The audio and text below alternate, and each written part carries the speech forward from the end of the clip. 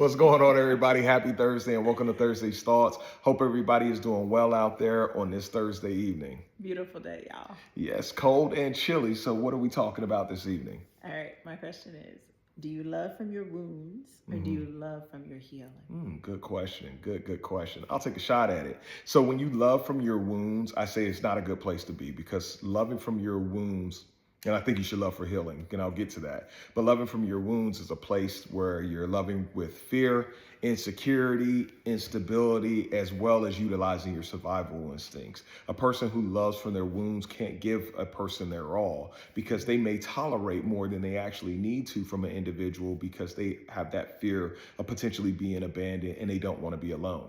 But when you love from a place of healing, that's loving with clarity, right? You're able to give that individual your all, and you show up and you love people, not just because you're desperate in need of them, because you love them because you are in alignment with them. I like to say that when you love from wounds, it's difficult, right? And loving from wounds drains you, but loving from healing develops you. So what do you say? That was really good. All right.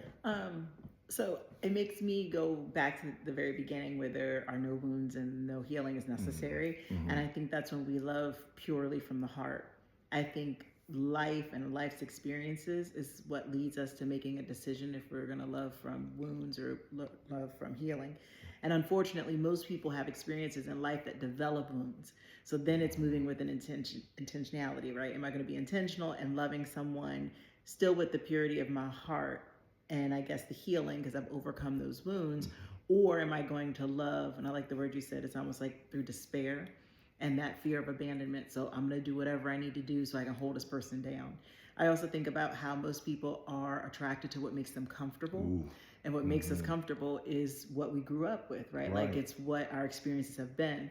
And I think when we are attracted to people through what makes us comfortable, we are leading with our wounds. And that is dangerous. Steve. So we have to make sure we do the work and begin that healing process, so we even have a chance of being able to love through healing. Because if not, unbeknownst to us, we will be loving through our wounds.